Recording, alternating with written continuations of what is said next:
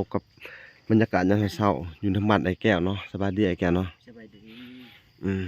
เป็นจะได้ปลุกแต่เช้าฮะพยายามมองพยายามมองโดดห้วยนี่สิดุแถบปัสซะไปแล้วก็ไปสิไปเบิ่งเพิ่นยามมองใส่มองไว้เนาะทางนี้ก็ได้นะไปฮะยังทางใหญ่ละอย่างทางเลย แม่จะบอกประหยัดแล้วเดี๋ยวเจ้าสิเปียกหมดนะเอาโอเคเดี๋ยวเอาเสือก่อนนิดนึงโอเคบรรยากาศยามเช้าๆพี่น้องเนาะบ่าวแก้วก็ได้พาไปยามมองพี่น้องเอ้ยเราก็จะมาติดตามวิถีชีวิตเพิ่นพี่น้องเอ้ยสบายดี พี่น้องเอ้ยฝนตกพี่น้องเอ้ยป๊าดเบิดคืนเลยพี่น้องบรรยากาศมึงดูผมป๊าดมึงดูถ่อกันยังเปียกเลยมื้อนี้โอ้ถือก็ได้นวลๆอยู่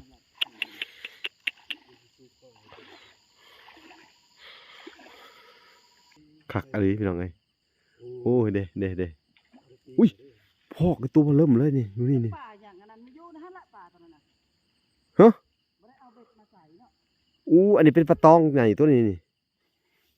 เดี๋ยวเอาเบ็ดมาใส่ก็ได้ตัวนี้ใหญ่เนาะตัวนี้เนาะรุดเลย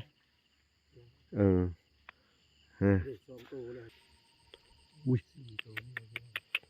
ยสี่โตหมานสี่โตแล้วป่ะ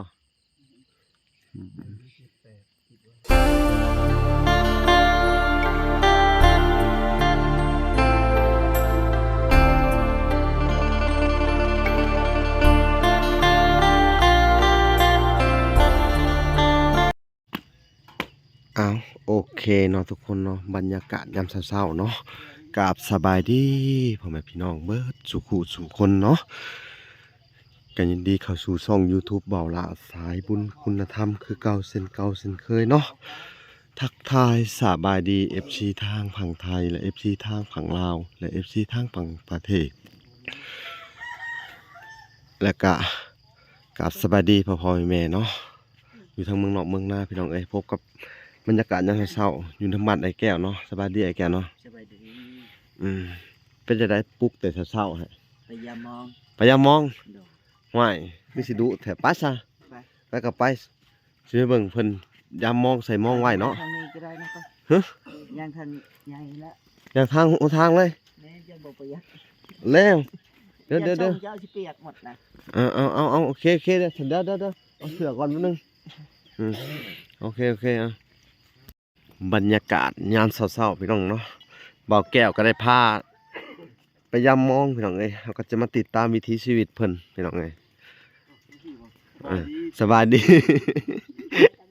พี่น้องเอ้ยฝนตกพี่น้องเอ้ยป๊าดเบิดคืนเลยพี่น้องบรรยากาศมึงดูผมป๊าดมึงดูถ่อกันยังเปียกเลยมื้อนี้คล้ายๆคือพายุเลยพี่น้องเอ้ยฝนตกทั้งคืนเนาะฝนดีขนาดทั้งวันไอ้แก้วเพิ่นก็สิพาไปยามมองพี่น้องเอ้ยบ่ฮู้ว่าอยู่ไสฝนตกไปสิทั้งคืนน่าจะถึกได้มองเลยขยันแต่เช้าไปพี่น้องเอ้ยไปเบิ่งน้ำกัน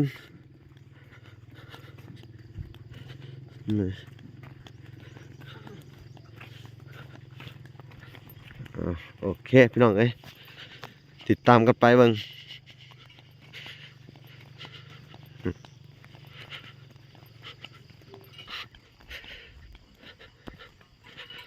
คุณพี่น้องเอ้ย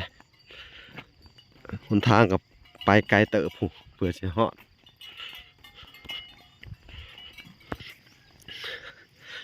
เมืองพี่น้องหมอกลงถือว่าตอนนี้บรรยากาศกันยังประมาณ5 โมงอยู่พี่น้องใกล้จะเข้า6 โมงอยู่เนาะ5 โมงประมาณ50 กว่านาทีพี่น้องเอ้ยพุ่นสายหมอกหลังจากฝนตกใหม่ๆระยะทางไปยามมอกอะไกลพอสมควรพี่น้องเอ้ยเลยบ่เฮือนอัน บ่อไปทางนี้นี่ออกเสลียงไปนี่ อ่าเถอะ ม่วงก็ดี อืมม่วง นี่เด้ตอนนี้ก็กำลังตามคนไปอยู่มากับเบาล่ากัน โอ้สบายดีเด้อ บ่มีตุ้มอยู่ที่ไหน พี่น้องเมืองบรรยากาศยามเช้าๆอยู่ทางเขตชนบททางบ้านไอ้แก้วเพิ่นพี่น้องเอ้ยก็ถือว่าผู้หมอกก็ยังลงใหม่ๆอยู่พี่น้องเนาะปาดเท่าก็ถือว่าเฮาจะพาทุกคนอันย่างไปเบิ่งน้ำมนต์เพิ่นใส่หม้องพี่น้องอีกที่หนึงเนาะนี่พี่น้องเอ้ยสูงใส่ตะเว้นแต่กำลังขึ้นเลยแดงๆพี่น้องเอ้ยพี่น้องนี่งัวควายกะยับเศร้าๆพี่น้องเอ้ยระยะทางบ่อนไปยามมันมองกับใกล้พอสมควรพี่น้องเอ้ยนี่ลูกเป็ดก็ออกหาอยู่หากินพี่น้องเอ้ยผมยับเศร้าๆอันนี้ก็เป็นผ้าหลังฝนพี่น้องเอ้ยฝนตกทั้งคืนเนาะหากลับมายุดบางเศร้าๆนี่แหละเนาะลิ้นมันทั้งคืนเลยพี่น้องเอ้ยเนาะนี่อันนี้ก็ทางแหวไปพี่น้องเอ้ยเส้นทางนี่มันก็จะเป็นเส้นทางอันขึ้นทางอันเมืองพีนเซโปนพี่น้องเอ้ยถ้าไปนี่ก็ระยะทางก็ประมาณ40-50 กิโลก็จะฮอดทางดำเมืองพีนเซโปนขึ้นไปเรื่อยๆพี่น้องเอ้ยเอาไปติดตามนะครับชมกันปนเพิ่นใส่หมองพี่น้องเอ้ยไปลุ้นกันว่าสิได้หลายปานใดพี่น้องนี่พี่น้องเอ้ยเขตในระหว่างทางไปก็จะมีแต่ต้นติ้วต้นต้าวเต็มไปหมดเลยเนาะพี่น้องเอ้ยนี่ทางบ่อพรกับอันไอ้แก้วกันย่างไว้พอสมควรพี่น้องเอ้ยโอ้แถวนี้มันเป็นแบบโคกธรรมชาติพี่น้องถ้ายามเฮ็ดฮ้อนเนี่ยน่าจะออกแถวนี้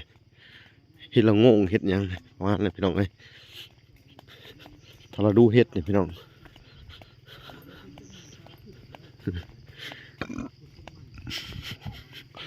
นี่พี่น้องเอ้ยเส้นทางไป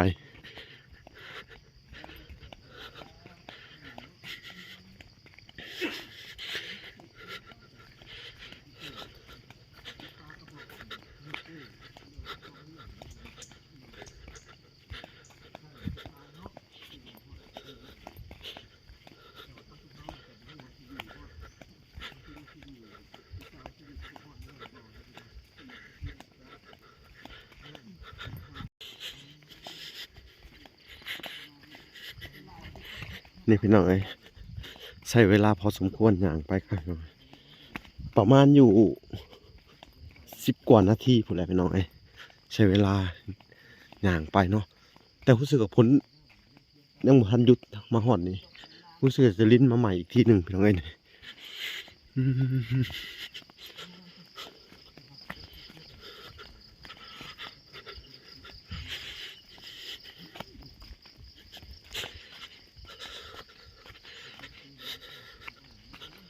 นี่พี่น้อง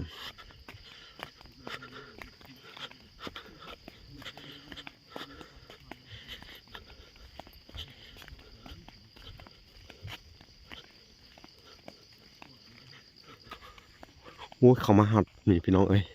มันก็มีต้นไม้ใหญ่พี่น้องโอ้เบิ่งพี่น้องว้าต้นไม้นี่ก็ถือว่าบรรยากาศยามเช้าๆพี่น้องเอ้ยนี่น่าจะฮอดทรายห่วยเลยพี่น้องเอ้ยทรายห่วยบนไอ้แก้วทรายมองนี่กะว่าย่างไปเบิ่งอีกที่หนึ่งพี่น้องโธ่หูเขามาฮอดนี่มีต้นไม้ใหญ่อีกพี่น้องเอ้ยพี่อยากทางไปผมต้นยางปอโธ่ขักอะไรพี่น้องนี่ มันจะเป็นดอนต้นยางเลยพี่น้องมีแต่ต้นซื่อๆพี่น้องเลยพูอุ้ยสุดยอดเลยอ๋อเถอะยังเป็นธรรมชาติอยู่เลยพี่น้องเอ้ยนี่ต้นไม้พี่น้องสังเกตได้เลยพูอ๋อเถอะรู้สึกว่าเข็นนี่นะถ้าเวลาดูการเฮ็ดปวกหมดเลยยังมันออกพี่น้องเอ้ยมันจะออกตะแคมเลาะห่วยไปสิเดี๋ยวไปนี่รู้สึกว่าจะหลายพอสมควรแล้วพี่น้องอุ้ยฮอตเซ่แล้วพี่น้องเอ้ยนี่โอ้ฮอตเซ่แล้วพี่น้อง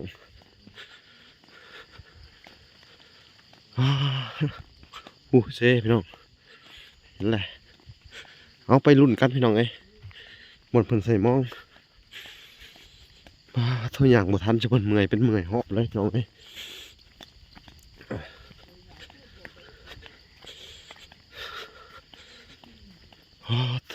แถวนี้ก็ไผ่หลายพี่น้องเอ้ยหรือว่าภาษาบรูสาวเทิงเพิ่นจะห้องอาบังพี่น้องเอ้ยก็ไผ่แถวนี้เพิ่นก็จะมาหาอยู่หากินแถวนี้หาหน่อไม้พี่น้อง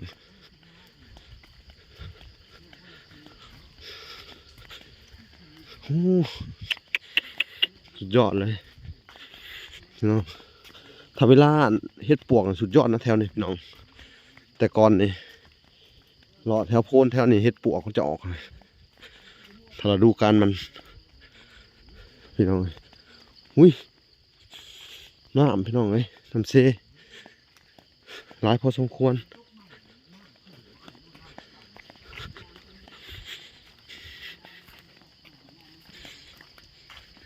เอาพี่น้องเอ้ย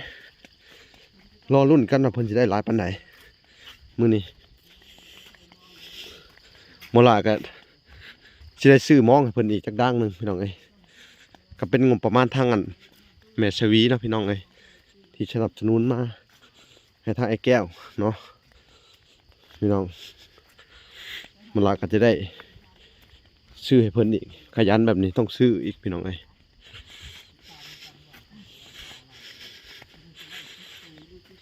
อ๋อเมื่อยพอสมควรพี่น้องเอ้ยบรรยากาศยามเช้าๆ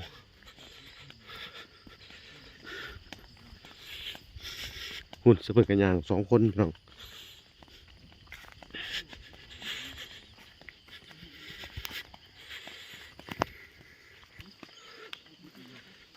พี่น้องเซ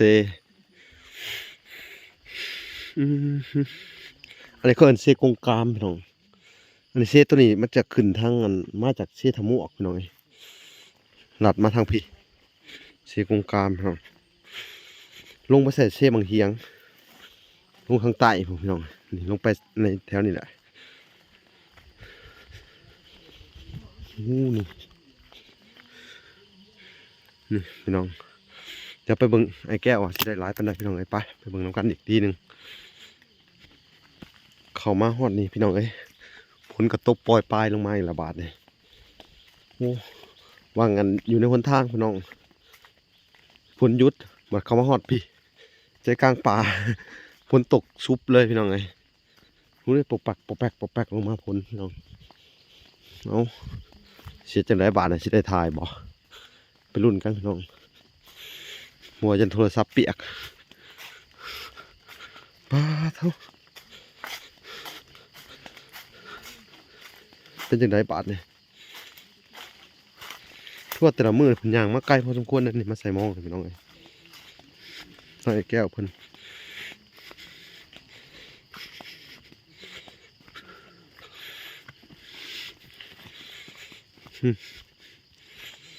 อุ้ยโอ้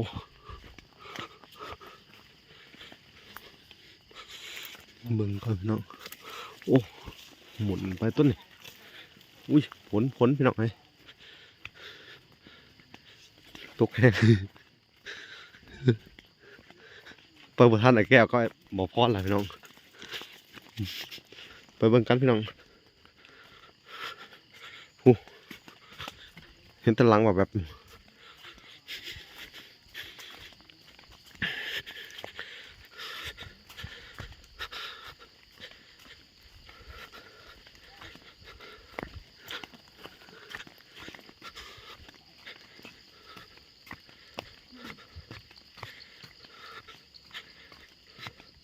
โอ้พี่น้องลงเซ่ระบาดนี่เอามาลุ้นกันนี่แคมเซ่พี่น้องโอ้ยบนพื้นฐานออกมาเต็มกันเลยแถวนี้พี่น้องเอ้ยนี่ตัวหอดเลย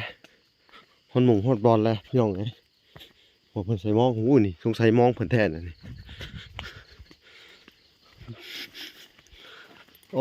เคบาทนี่พี่น้องเป็นได้แก้วเป็นตาอยู่บ่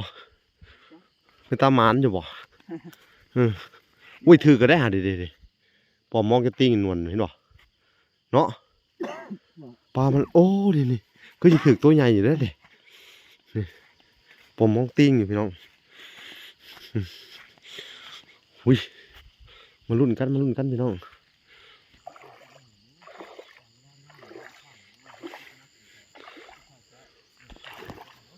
เริ่มลงไปหากินแล้วพี่น้องไอ้ป่านเนี่ยโอ้ถือก็ได้หานวลอยู่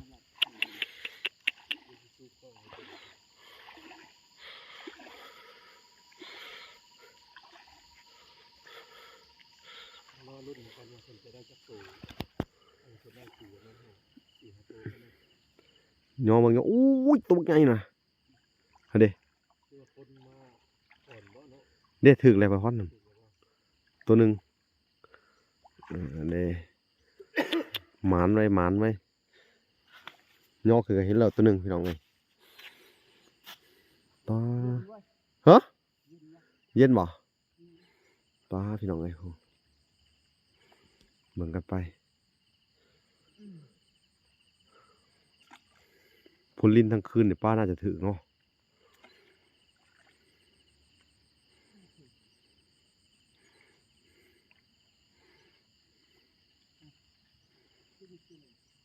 ใช่เลยมื้อนี้ก็อาจจะได้กินอยู่หรอกพี่น้องไอ้พวกทงนั่นๆๆอุ้ยถึกแล้วฮะโอ้อาคุดบ่คักอะไรพี่น้องไงโอ้ยเด้อุ้ยพอกไอ้ตัวมันเริ่มเลยนี่ดูนี่ป่าอย่างนั้นไม่อยู่นะฮะละป่าตอนนั้นน่ะ ฮะ ไม่ได้เอาเบ็ดมาใส่เนาะ อู้อันนี้เป็นปลาตองใหญ่ตัวนี้นี่เดี๋ยวเอาเบ็ดมาใส่ก็ได้ตัวนี้ใหญ่เนาะตัวนี้เนาะรุดเลยเออ2ตัวเลย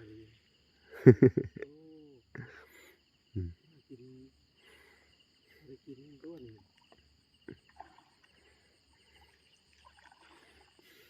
น่าจะได้7-8ตัวพี่น้องไอ้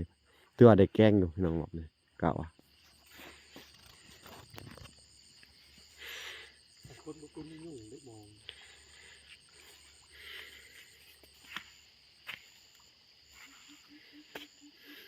เห็น2ตัวแล้ว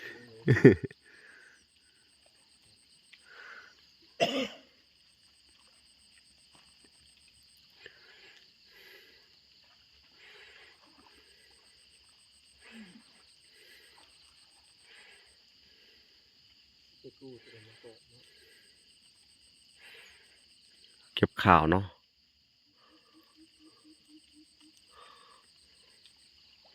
ผลแพงมองขนาดนั้นมาพอเนาะมันจะคอยชันเนาะมา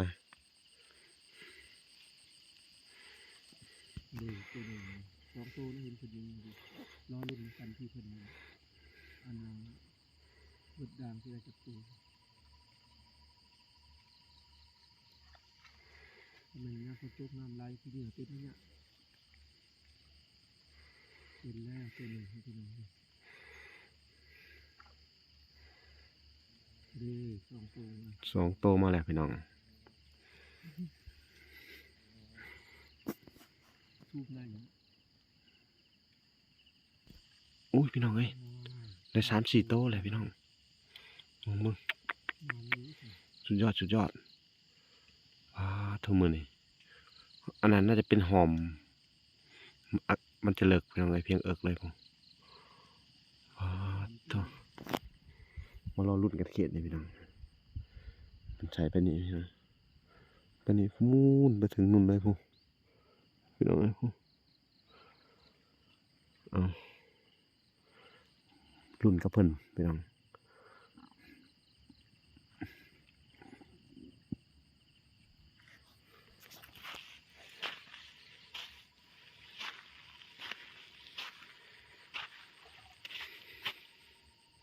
อุ้ย 4ตัวนี่เลย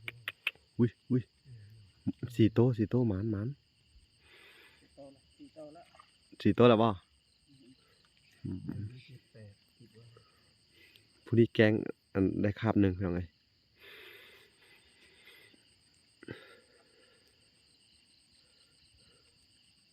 นี่ป้าเท่าพี่น้องเลยเขาทาดิ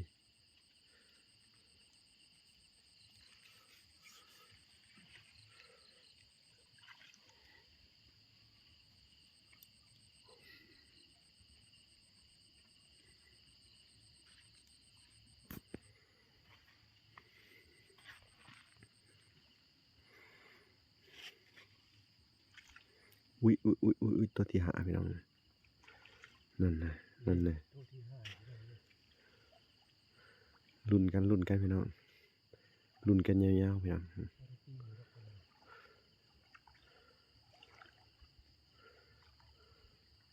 โอ้มีตัวใหญ่ตัวน่ะ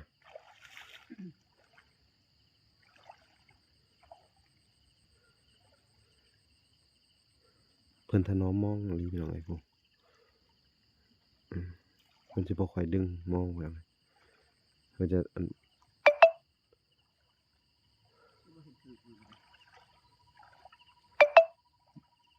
บ่ตัดภาคบ่มันก็เลยบ่ถึกเนาะสุดท้ายตัดภาคพี่น้องเอ้ย อ๋อแสดงว่าได้แต่โซนที่ เออ ตัดอันนั้น อืม ปลาที่ลอยยาว เออลอยยาว ๆลายเนาะ ๆนี่พี่น้องเอ้ย ได้ แล้ว แต่ ก็ได้หาโตว เบิ่งกันนะ เอาเบิ่งนี่ตัวนี้น่าจะถึกเขานี่เบิ่ง บ่ค่อยได้ อู้แย่เลยไม่ได้ต่อมาไหนเนาะ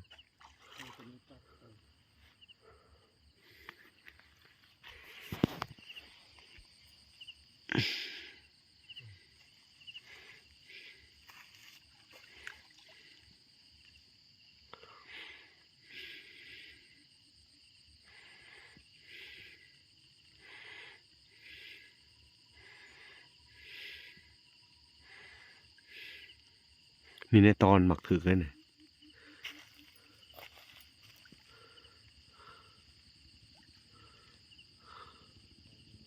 นี่ถึกแล้วนี่ตัวนี้กะว่ามันอยู่ในตอพี่น้องสลัดปลายมันจะอยู่ในฉลามเนี่ยพี่น้อง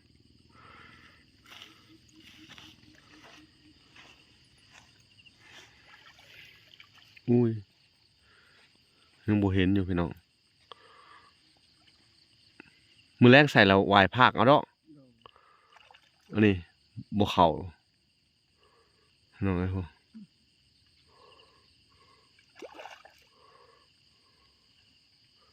เบิ่งรุ่นเบิ่งว่าสิมีอีกจักโต สิได้5โตนะ โอ้เบิดเท่านี้มั้ง ใช่เลยเนาะ มันต้องตัดวายภาคเอา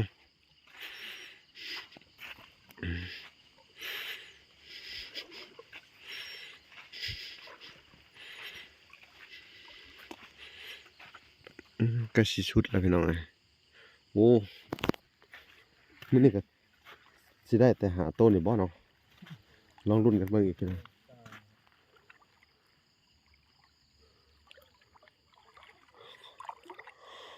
เอามาถึงตอนนี้เป็นการใช้กระปุกสำเร็จแล้วเนาะก็คือว่าแนวแนวการเงินได้ต้องมีครับถ้าเป็นแบบนี้เนี่ยต้องเฮ็ดเครื่องเสร็จต้องจะได้ที่นี่ก็มีแต่ว่าได้4 5ตัวต้องตัดไปเป็น ได้5โตเลย ใส่ตัดเอาพี่น้องเอ้ยถึกๆถ้าเฮาใส่ เนาะ แม่น ตัดไปเครื่องขบก็ได้เนาะ วายภาคเอาน่ะ เฮ็ด ผิดสูตรพี่น้องเอ้ยมันต้องวายภาคแล้วก็ใส่แถวสลามให้วายไปวายมาน่ะโอเคอยู่แล้วนี่เพราะว่าส่วนนี้อันฤดูนี่เนาะพี่น้องปลานี่มันจะคล้ายๆว่ามันจะมันวิ่งตรงปลาเขาเอิ้นปลาแลนนะพี่น้องมันแล่นสายตรงสิ เรียบร้อยเรียบร้อยแล้ว เสร็จแล้วพี่น้องเอ้ยวันนี้เอาพี่น้องถ้าเพิ่นขึ้นมาเบิ่งก่อนพี่น้อง โตเอา โอ้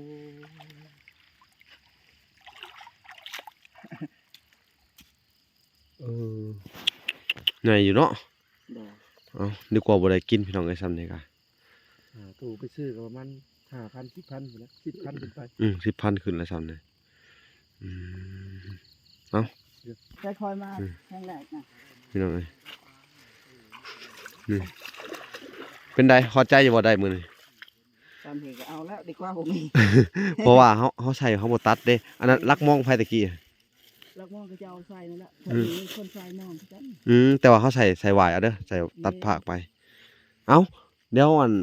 มื้อหน้าสิได้เอามามองมาเพิ่มให้อีกจักด่างหนึงเนาะ เดี๋ยว เพิ่มขึ้นอีกพี่น้องเอ้ยเพิ่มปริมาณขึ้นอีกเอาพี่น้องเอ้ยก็สิได้กลับแล้วบ่บัดเนาะ ไปครับ ไปพี่น้องเอ้ยเฮาก็สิได้พากันกลับก่อนพี่น้องเอ้ยไปพ้อกันอยู่เฮือนพี่น้องเอ้ยเนาะบ้านนี้ทั้งเวลาก็สิได้ไปถ่ายอันคลิปต่อไปพี่น้องเอ้ยคลิปนี้ก็บ่มีหยังหลายพี่น้องเอ้ย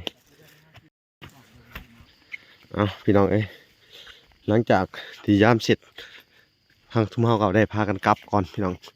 กลับทางเก่าพี่น้องเอ้ยเนาะเฮาก็สิได้